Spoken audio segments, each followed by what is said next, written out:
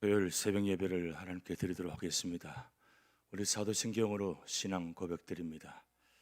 전능하사 천지를 만드신 하나님 아버지를 내가 믿사오며 그 외아들 우리 주 예수 그리스도를 믿사오니 이는 성령으로 잉태하사 동정녀 마리아에게 나시고 본디오 빌라도에게 고난을 받으사 십자가에 못 박혀 죽으시고 장사한 지 사흘 만에 죽은 자 가운데서 다시 살아나시며 하늘에 오르사 전능하신 하나님 우편에 앉아 계시다가 저리로서 산자와 죽은 자를 심판하러 오시리라.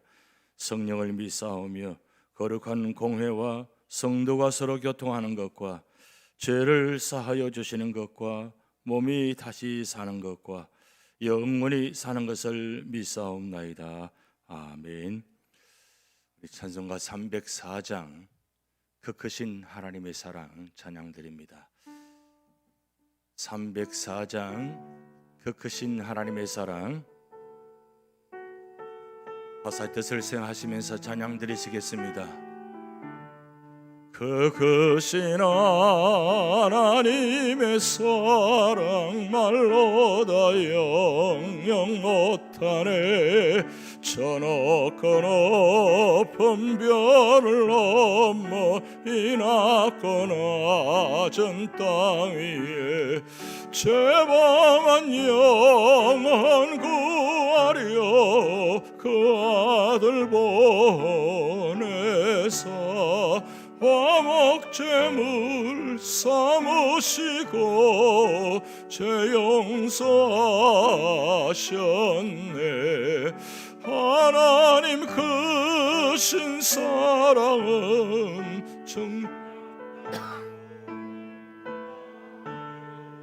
영원히 변치 않는 사랑 성도여 찬양하세. 결혼 시절 지나가고 땅 위에 영화세할 때 주 믿지 않던 영혼들은 큰 소리 외쳐울어도 주 믿는 성도들에게 큰 사랑 베푸사 우리의 죄사했으니 끝내 잊을까. 하나님 크신 사랑은 정량도 못하네. 영원히 변치 않는 사랑 성도여 찬양하세. 하늘을 두루마리 삼고 바다를 먹물 삼아도 한없는 하나님의 사랑 다 기록할 수 없겠네. 하나님의 크신 사랑 어찌 닿았을까. 저 하늘 높이 쌓아도 채우지 못하리. 하나님 크신 사랑은 정량도 못하네. 영원히 변치 않는 사랑 성도여 찬양하. 3절 드립니다. 하늘을 두루마리 삼고 바다를 먹물 삼아도 한없는 하나님의 사랑 다 기록할 수 없겠네. 하나님의 크신 사랑 어찌 닿았을까. 저 하늘 높이 쌓아도 채우지 못하리. 하나님 크신 사랑은 정량도 못하네.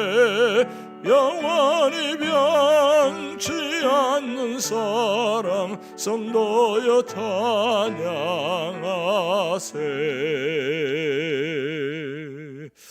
아멘.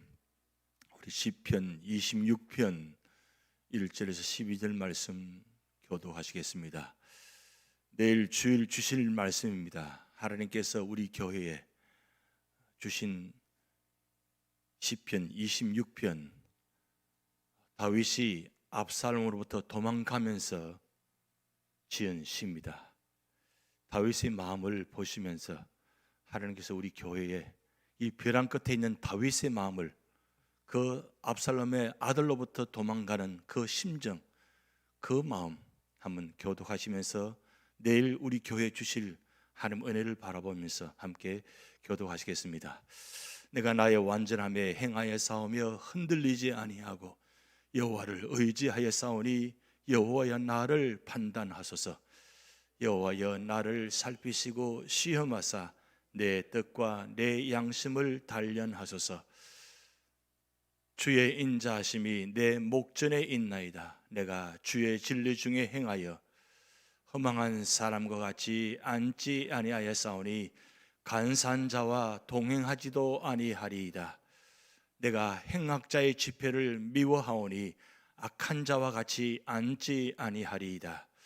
여호와여 내가 무죄함으로 손을 씻고 주의 제단에 두루 다니며, 여호와여 내가 무죄함으로 손을 씻고 주의 제단에 두루 다니며 감사의 소리를 들려주고 주의 귀한 모든 일을 말하리이다.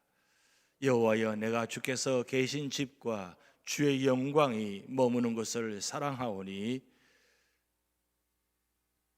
내 영혼을 죄인과 함께 내 생명을 살인자와 함께 거두지 마소서.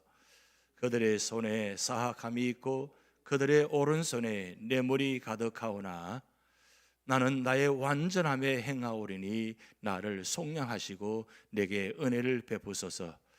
내 발이 평탄한 데에 서사오니 무리 가운데에서 여호와를 송축하리이다. 아멘. 다윗이 아들 압살롬부터 도망가면서 기도하는 내용의 시편입니다. 정직한 자의 기도의 모습, 그 말씀이 내일 선포되어질 때 우리 모든 교회 성도들이 그 하나님의 마음을, 또 다윗의 마음을, 하나님의 역사를 체험하는 여러분 되시기 바랍니다. 레위기 25장 교독하시겠습니다. 레위기 25장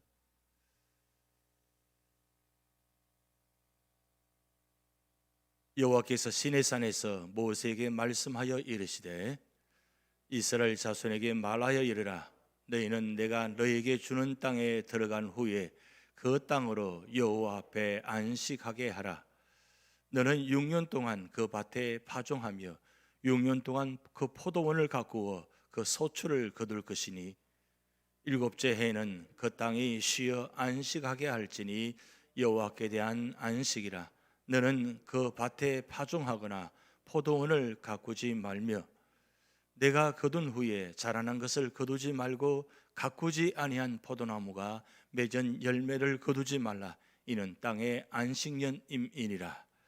안식년의 소출은 너희가 먹을 것이니 너와 내 남종과 내 여종과 내 품꾼과 너와 함께 거류하는 자들과 내 가축과 내 땅에 있는 들짐승들이 다 그 소출로 먹을 것을 삼을지니라. 너는 7 안식년을 계수할지니 이는 7년이 7년인 전저 안식년 7번 동안 곧 49년이라. 7째 달 열을 나는 속죄일이니 너는 뿔나팔 소리를 내되 전국에서 뿔나팔을 크게 불지며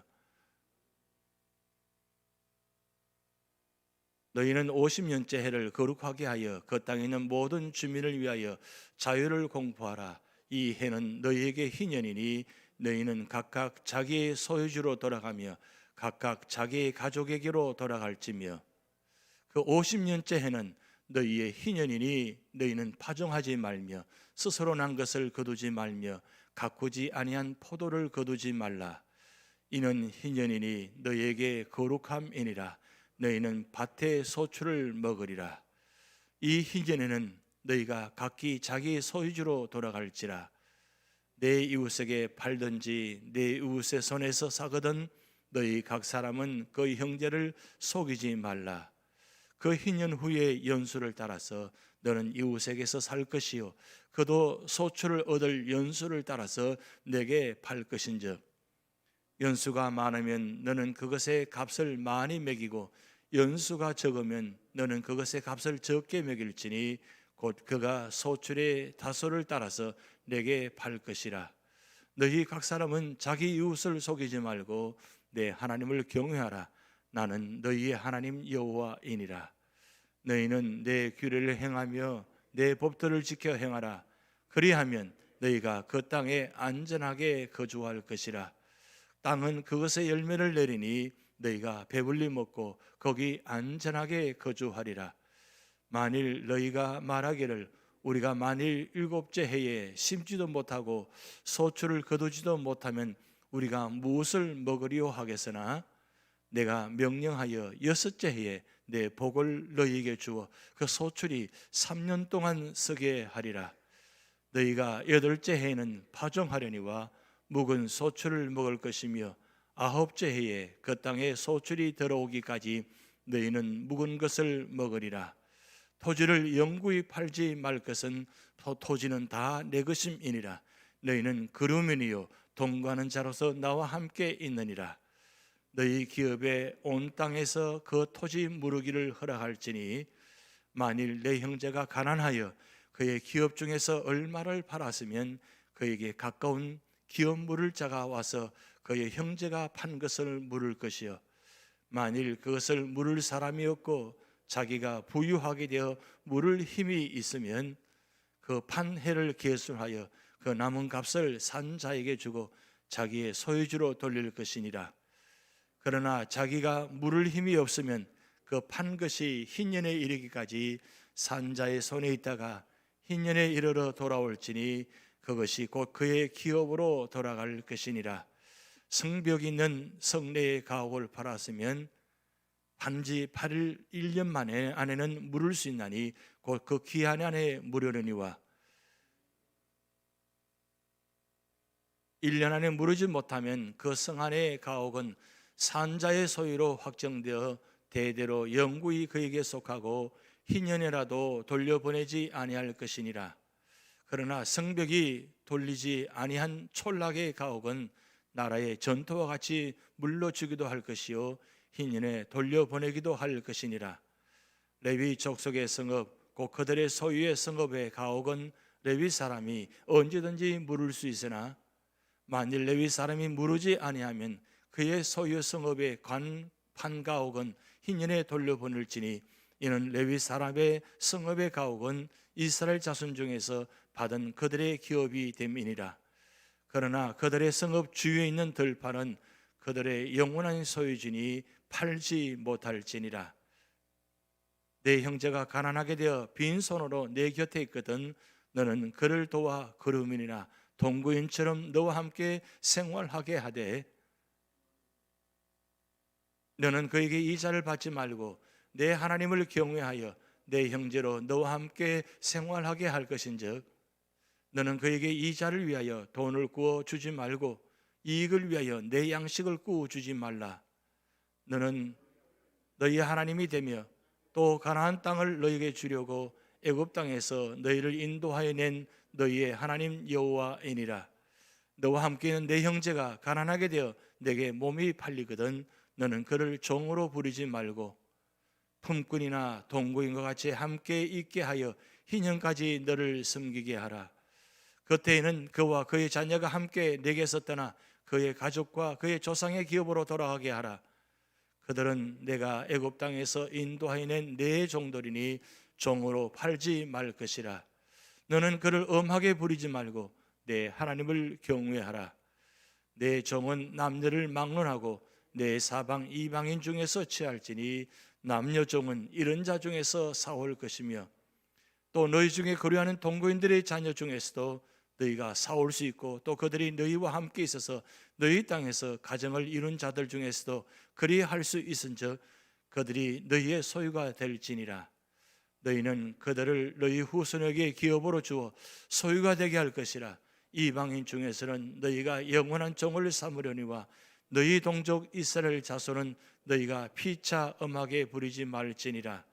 만일 너와 함께 있는 그루면이나 동거인은 부유하게 되고 그와 함께 있는 내 형제는 가난하게 되므로 그가 너와 함께 있는 그루민이나 동거인 또는 그루민의 가족의 후손에게 팔리면 그가 팔린 후에 그에게는 속량받을 권리가 있나니 그의 형제 중 하나가 그를 속량하거나 또는 그의 삼촌이나 그의 삼촌의 아들이 그를 속량하거나 그의 가족 중 그의 살부치 중에서 그를 속량할 것이요 그가 부유하게 되면 스스로 속량하되 자기 몸이 팔린 해로부터 희년까지를 그 산자와 계산하여 그 연수를 따라서 그 몸의 값을 정할 때에 그 사람을 섬긴 날을 그 사람에게 고용된 날로 여길 것이라.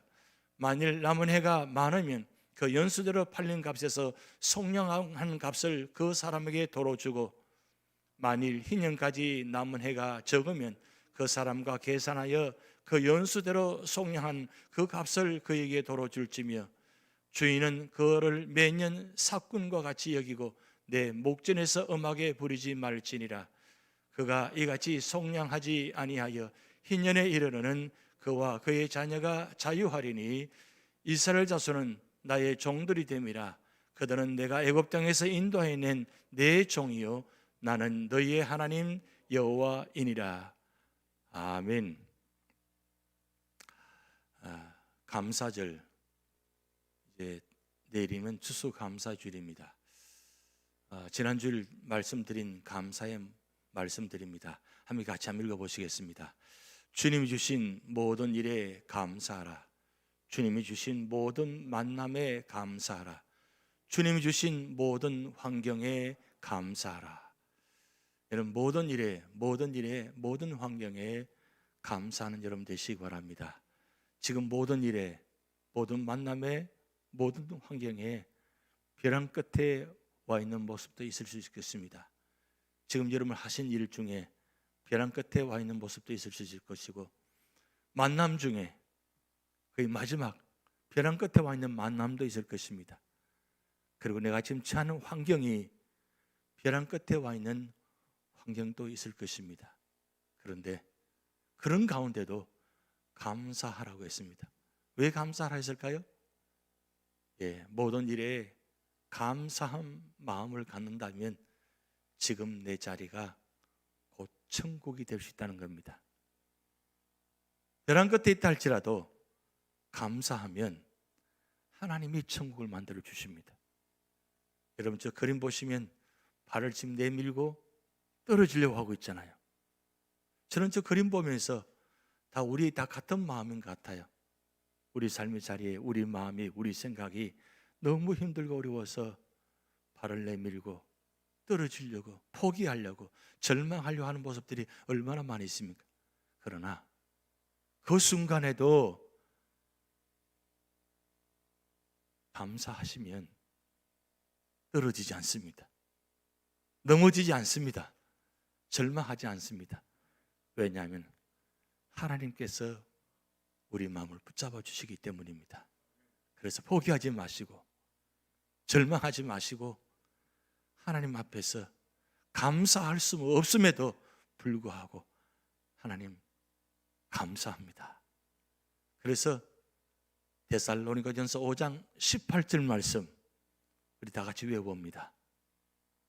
범사에 감사하라. 이것이 그리스도 예수 안에서 너희를 향하신 하나님의 뜻이니라. 여러분, 우리가 성경 말씀 구절 중에 적어도 이 말씀을 외우셔야 됩니다. 범사에 감사하라. 그 전에 16절, 17절 말씀 기억나십니까? 항상 기뻐하라, 쉬지 말고 기도하라, 그리고 범사에 감사하라. 여러분, 그렇게 하면 그것이 왜 그렇게 하라고 말씀하셨습니까? 그것이 하나님 뜻이기 때문입니다. 추수감사절이기 때문에 감사하는 것이 아니라 여러분의 삶의 자리에 감사가 끊이지 않을 때 그 자리가 바로 천국을 경험하기 때문입니다. 우리 교회가 이 어려운 때에 천국을 경험하는 교회, 천국을 경험하는 가정, 천국을 경험하는 성도, 그래서 모두가 승리하는 여러분 되시기 바랍니다. 오늘 레위기 25장 여러 가지 말씀들이 나와 있는데 오늘 특별히 25장은 꼭 기억해야 될 말씀들이 꼭 나와 있습니다. 첫 번째는 1절, 7절 말씀을 통해서 안식년 제도에 관해서 말씀이 나옵니다. 우리가 보통 성경에 보면 안식일, 안식년, 희년 이런 단어가 나옵니다. 이 안식일, 안식년, 희년은 다 안식에 관한 개념입니다. 쉼의 개념입니다. 그래서 오늘 이 레위기 25장의 1절, 7절 말씀을 통해서 왜 하나님께서 안식년을 말씀하고 있는가, 그 말씀을 드리려고 하는데, 첫 번째는 하나님이 온 땅의 지주이시며 인간은 그 땅의 소작일이라는 사실을 깨닫게 함이 위함이다. 그러니까 온 땅의 주인은 누구시냐? 하나님이라는 거예요. 우리는 누구예요? 소작이라는 겁니다. 소작이라는 말 이해하십니까? 단지 우리는 맡아서 관리하는 그밖에 되지 않는다는 거죠. 그럼 여러분, 하나님이 이 땅의 주인이시라면, 하나님이 우리의 모든 삶의 주인이시라면 뭘 걱정해요? 우리는 감사하잖아요. 내가 그거 맡아서 내가 주인이고 내가 그 땅을 관리하면 어때요? 얼마나 걱정이 많아요. 얼마나 염려가 많아요. 잘 될 때는 괜찮아요. 근데 늘 잘 되나요? 늘 안 됩니다. 늘 힘들어요. 가면 갈수록 힘들어요. 제가 2000년 12월 달에 미국에 왔습니다. 그런데 2001년도요. 이 9/11 월드 트레이드 사건은 그때 이 두 건물이 무너지면서 미국 경제가 내리막길로 내려갑니다. 그때 이후로부터 계속적으로 경제가 내려가고 있어요. 그러니까 지금 좋은 쪽이 별로 없는 것 같아요. 그럼 늘 힘든 겁니다. 그럼 얼마나 걱정과 염려가 많습니까? 그런데 하나님이 이 땅의 주인이시고 하나님이 우리 모든 소천의 근원이시다, 그런 마음을 갖는다면 염려가 되지 않는 겁니다. 그래서 마태복음 6장에 아무 염려하지 말라, 의식주의 가에서 염려하지 말라, 공중의 새를 보라, 들의 백합화 핀 꽃을 보라, 내가 다 거두지 않느냐고. 그래서 마태복음 6장 33절 말씀에 뭐라고 말씀해 놓았습니까? 먼저 그의 나라와 그의 의를 구하라, 그리하면 이 모든 것을 너희에게 더하시리라. 이 말씀도 외워야 될 말씀이죠. 참 외워야 되는 말씀이 참 많습니다. 근데 왜 외워야 되느냐? 왜 말씀을 암송해야 되느냐? 그 말씀이 나의 말씀이 되기 때문입니다. 여러분, 이 모든 것을 더하시려 했는데 왜 걱정하고 염려하는 거예요? 진짜 하나님을 믿는다면 하나님께 맡기는 거예요. 그래서 이 안식년 제도가 중요한 이유가 바로 여기 있습니다. 온 땅의 주주는 누구냐? 주인은 누구냐? 하나님이라는 거예요. 그러면서 두 번째 개념은 경제 휴환을 통해서 땅의 지력을 회복시키기 위함이다. 그러니까 한마디로 말하면 이 안식년 제도는 땅을 위해서 있는 제도라는 겁니다. 6년 동안 땅을 갈았습니다. 땅의 소출을 얻었습니다. 그러면 어떻습니까? 땅도 쉬어야 돼요. 땅을 쉬어서 땅의 지력이 회복이 되어야 돼요. 그래서 거름을 주고 그 다음에 갈아서 땅을 회복한 다음에 그리고 다시 새롭게 시작하는 거예요. 그것이 바로 하나님 뜻이라는 거예요. 그러면서 세 번째, 같은 피조물에게 자비와 긍휼을 베풀어야 한다는 것을 교훈한다는 겁니다. 그러니까 같은 피조물, 우리도 피조물입니다. 사람도 피조물이고 땅도 피조물입니다. 다 모두가 다 쉬어야 돼요. 6일 동안 열심히 일을 하고 7일째 하루 쉬어야 돼요. 사람의 몸도 쉬어야 됩니다. 그런데 쉬지 않아 보세요. 365일 매일같이 일해 보세요. 사람이 견딜 수가 없습니다. 몸이 다 망가지는 거예요. 그래서 결국 몸이 망가져서 이제는 좀 쉴만한 때 안식하려고 이제 리타이어 할 때쯤 되면 다 병드는 거예요. 왜 그러냐?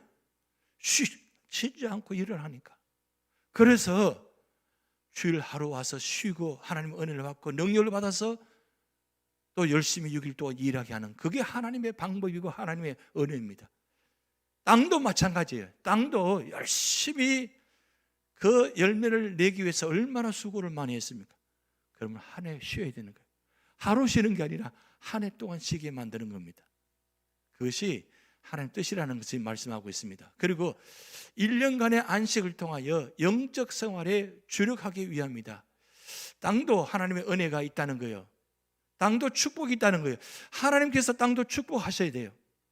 그것이 바로 하나님 뜻이라는 거죠. 그리고 다섯 번째, 물질에 대한 탐욕을 억제하고 하나님의 섭리와 말씀에 의지해서 살아야 함을 가르치기 위함이라는 거예요. 욕심이 끝이 없습니다.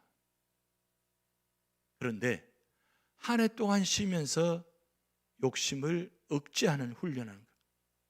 여러분, 이게 참 중요한 모습입니다. 그러면 한 해 동안 쉬게 되면 그다음엔 다음에는 어떻게 할 거냐? 그 다음 해에 소출이 하나도 없잖아요. 그럼 어떻게 해요? 7년 다음에 그 다음에 첫 해 시작할 때 어떻게 할게요? 아무것도 먹을 것이 없어요. 1년 동안 먹은 거 다 없어졌어요. 그런데 오늘 말씀 보면 놀라운 말씀이 있습니다. 6년째 해는 되는 해에 큰 복을 내리셔가지고 3년 동안 먹을 것을 주신다는 거죠. 그러면 6년째에 큰 복을 내시면 6년째에 먹을 것이 있습니다. 7년째에 먹을 것이 있습니다. 그 다음 8년째 시작하는 첫 해까지 먹을 수 있다는 거예요. 그러니까 3년 동안 하나님께서 먹을 것을 주신다 그랬어요. 여러분, 이 말씀 믿으십니까?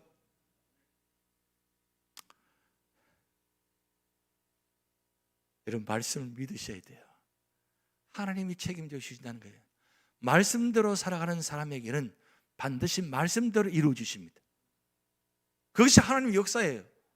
그래서 오늘 분명히 말씀 기록되어 있잖아요. 6년째 해는 데에 3년 되는 복을 주겠다고. 이게 하나님의 얼마나 놀라운 역사예요. 그래서 우리가 여섯 번째 꼭 기억하실 것은 풍성한 축복을 이루시는 하나님의 은혜를 기억하라는 거예요. 자, 그 다음 마지막 일곱 번째 같이 한번 읽어봅니다.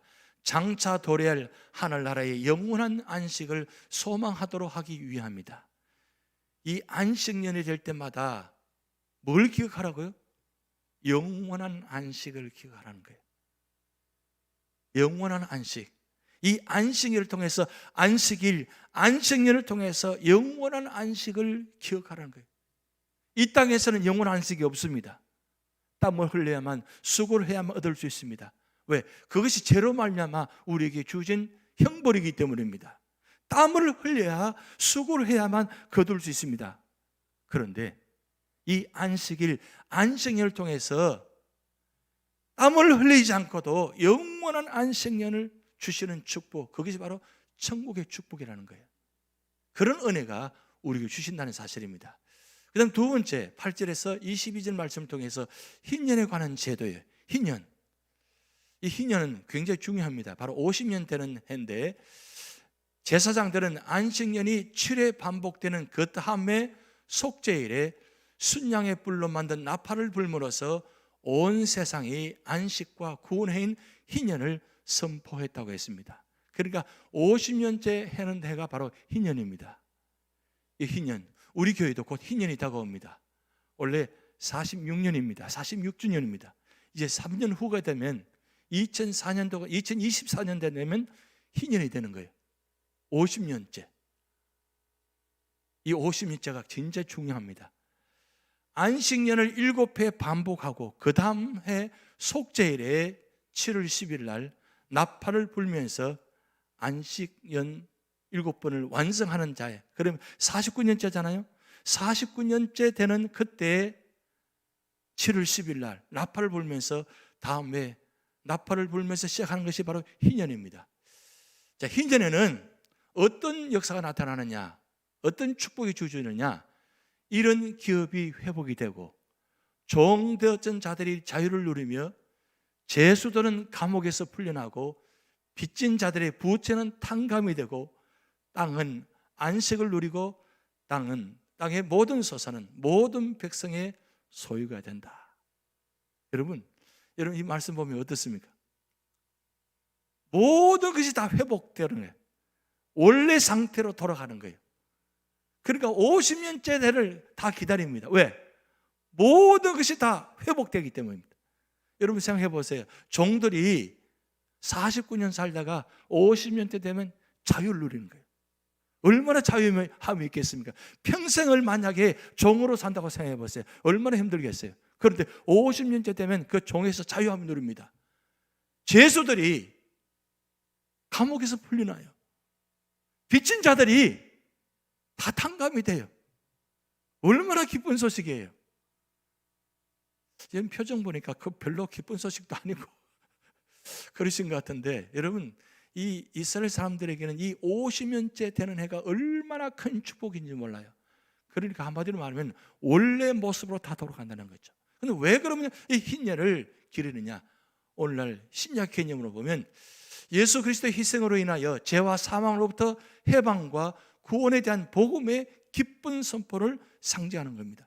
결국 예수 그리스도가 오심으로 말미암아 우리는 흰염을 경험하는 거예요.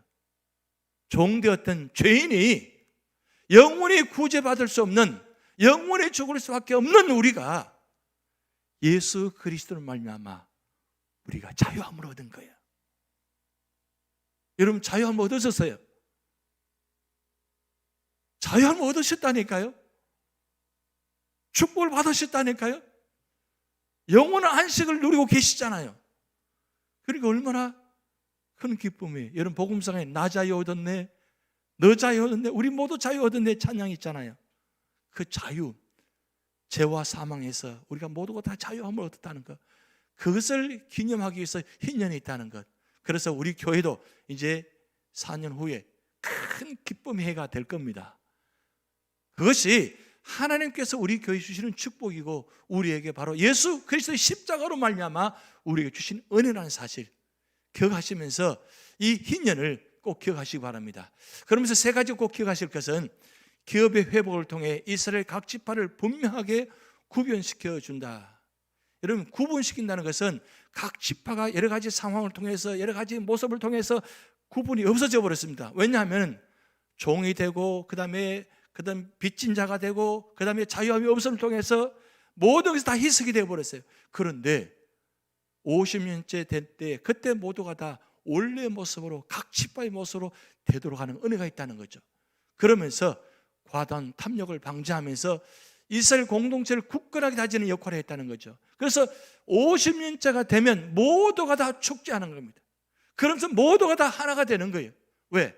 모두가 다 자유함을 얻었기 때문입니다. 원래 모습으로 돌아갔다는 거죠. 이게 큰 축복이라는 겁니다. 그 다음에 세 번째 23절에서 34절 말씀에 토지에 관한 규례가 나오는데 이 토지에 관한 규례가 참 중요합니다. 읽어보면 이스라엘 백성들은 하나님의 소작인 자격으로 가나안 땅을 분배받았습니다. 그래서 따라서 그들은 땅을 마음대로 팔거나 살 수 있는 권한이 없어졌습니다. 이와 같이 인간은 이 땅의 그 어느 것도 자신의 소유로 주장할 수 없게 되었습니다. 여기 놀라운 말씀은 이스라엘 백성은 가나안 땅에 들어가서 자기 땅이라고 생각했는데 그것은 자기 땅이 아니에요. 다 하나님의 땅입니다.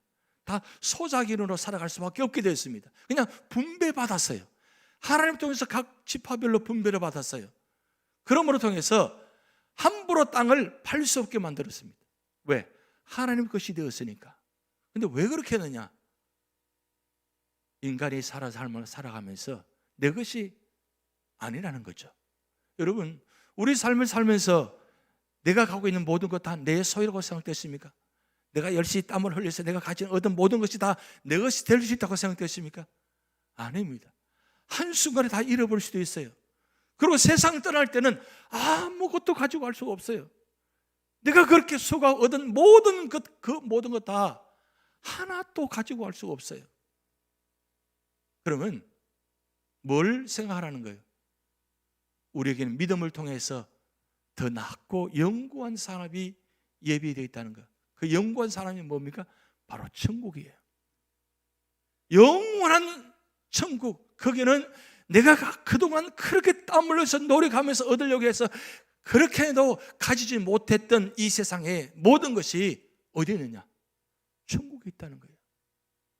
그렇게 갖고 싶었던 것 가지 못했는데 갖고 있지 못했는데, 가지지 못했는데 가면, 천국 가면 다 있다는 거예요. 그걸 바라보며 소망을 하라는 겁니다. 그런데 한 가지 놀라운 일은 뭐냐면, 하나님께서는 가난한 자들을 위해서 토지를 매각할 수 있는 특혜를 주셨습니다. 이마저도 사실은 건조기 대신 그 판 것을 물거나 흰년에 돌로 받을 수 있게 됐다고 했습니다. 그런데 여기서 그 건조기 그 판 것을 물도록 하는 규례를 고엘제도라고 합니다. 고엘제도. 여러분 이런 말 많이 들었죠? 고엘제도. 이 룻기를 통해서 굉장히 중요한 말씀을 하고 있는데, 이는 기업을 물을 자 혹은 구속자라는 뜻으로 가까운 친족을 가리키는데, 이 친족은 건조기 재산을 팔 경우에 그것을 대속해야 함을 물론이요, 그 다음 건조기 노예가 되었을 경우 돈을 주고 자유케 하고, 후손을 보지 못하고 죽으면 그 미망인과 결혼하여 대를 잇게 해서 뿐만 아니라 살해됐을 경우 복수의 책임이 있었다고 했습니다.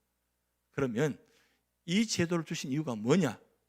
그것은 각 지파의 분깃을 지키고, 그리고 가문의 멸제를 방지하고, 그리고 건족 간에 서로 우애하고 돌봐주어야 함을 교훈하기 위함이라는 거예요. 그러니까 이 고엘 제도를 말미암아 완전히 가문이 멸족을 당할 수 있습니다. 아무것도 없을 수가 있습니다. 그런데 가까운 건족의 사람이 가난한 자를, 어려운 자를 도와주어서 함께 살아감을 통해서 그 가문을 지키게 만드는 제도라는 거예요. 이게 하나님께서 이와 같이 아주 세밀하게 이스라엘 백성들을 보호하는 모습이 나타나 있죠. 그러므로 통해서 세 가지 말씀이 나타나는데, 기업의 회복을 통해서 이스라엘 각 지파를 분명히 구분시켜주고 과도한 탐욕을 방지하고, 그 다음 중요한 건 이스라엘 공동체를 굳건하게 다지는 역할을 했다고 했습니다. 그리고 마지막 35절에서 55절 말씀 보면 동족의 대우에 관한 교례입니다. 여기 강조점은 뭐냐면, 동족을 압제하지 말고 불쌍히 여겨서 자비를 베풀고 억압 상태에서 해방시켜 주라는 거예요. 그래서 세 가지 우리 한번 천천히 같이 읽어봅니다. 가난한 형제와 이웃을 불쌍히 여기고 보살펴 주어야 하고, 하나님 백성이 서로 도와 왕성해지도록 하기 위함이고, 그 다음 세 번째, 하나님을 공경하는 백성이 이방 민족과 세상으로부터 거룩하지 아니하도록 하기 위함이다. 여러분 이 말씀 보면서 무슨 생각됩니까? 이스라엘 백성들은 모두가 다 하나라는 거예요. 하나님 택한 백성, 선민은 어딜 가든지 다 보호한다는 뜻입니다. 보호함으로 말미암아 모두가 다 안전한 곳에 살 수 있다는 거예요.